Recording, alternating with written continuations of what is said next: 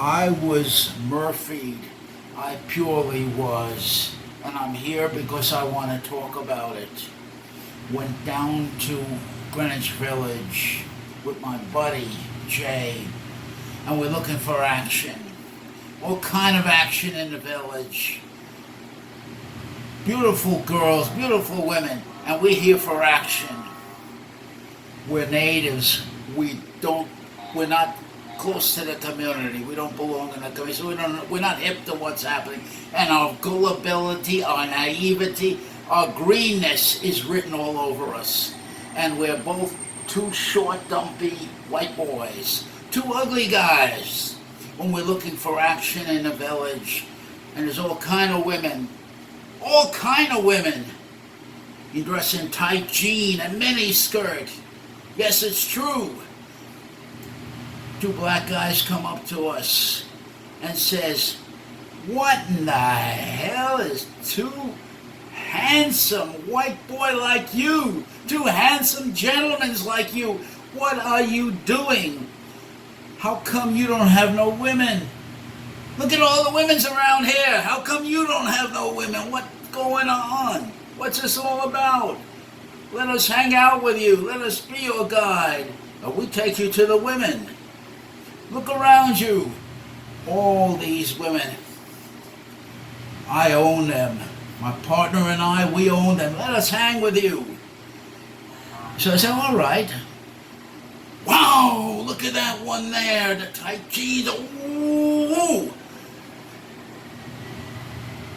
I can fix you up. And then, no, we asked the black guys, "Can you fix us up?"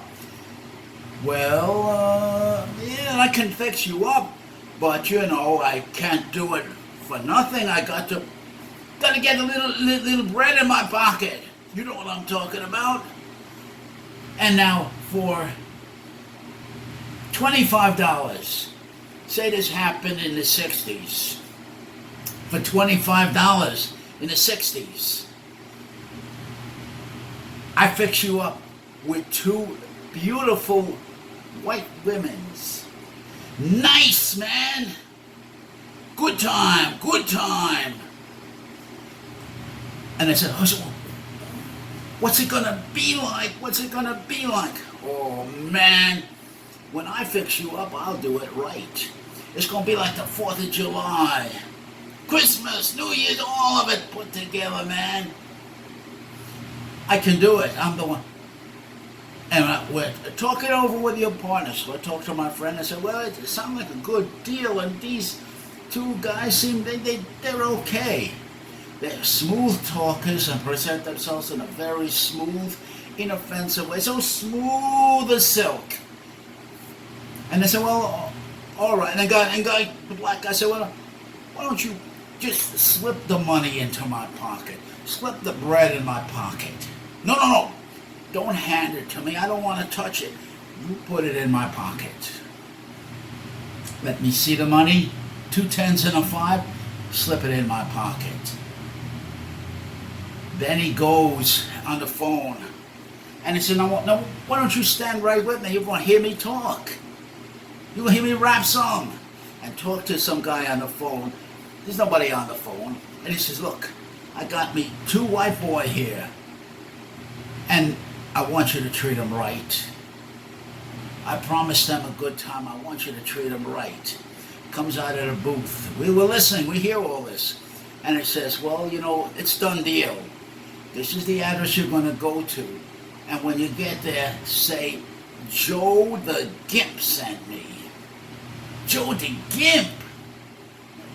Joe the Gimp. We all know each other by our code names.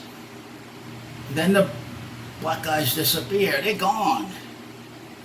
And we go to that address. Of course, it's a phony. This is an exclusive hotel. So, and I said to my buddy, "Oh, these guys done us right. Oh, they've done us right, man. Beautiful, beautiful hotel, whatever the hell brownstone or whatever the hell you call it in Greenwich Village. A nice area in a village." We knocks on the door and says, "Hey, Joe the Gimp sent me. Where's the action?" And they said they were ready to call the police on us. We ran like hell. Now we're trying to chase those black guys down and get our money back.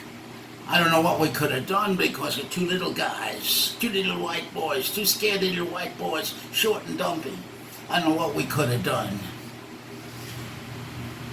We meet two white guys now, two natives from the village, and they says, look, for $10 a piece, I know those guys, and I have the women. I'll fix you good. So now we're trying to recover our 25 that we lost to the two black guys. We're trying to recover it from the two white guys. So we give them our money, $10 a piece. And they take us to a cafe in the village. And they have this time the women's come up to us. They're two beautiful white women's. Nice, beautiful, tight jeans, the works, mini skirt, the works just like we like. And the deal's done. The two white guys disappear, and the women's are with us. And I said, why don't you boys relax a little bit? Relax, it's a done deal, you're going to have a good time. And they go, so we're going to just leave us go to the restroom, the ladies' room, we're going to freshen up a little bit. They go in, we're waiting, 1 hour goes by, they don't come out. The hell has happened? We leave.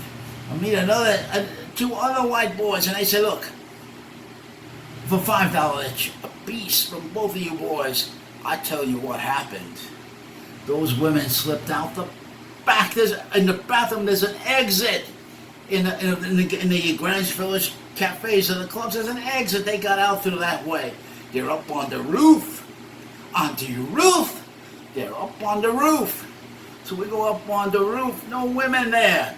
Come back down again. Meet another couple of white boys, and they come up to us and says, hey, $10 a piece from each of you. I send you to a hotel. This is the real deal. So now we're chasing our money. We give the white boys $10, put in their pockets, and they send us to a hotel. We knock on the door. Gay hotel! Gay hotel! We run down. Now we're running all around the village trying to track down the Murphy man who swindled us. We go to the police department, hoping for justice. And the detective says, look, the first thing I'm going to say to you two is I've never seen anybody so naive and gullible as you boys. Now look, I can arrest you for soliciting a prostitute, but I have pity on you.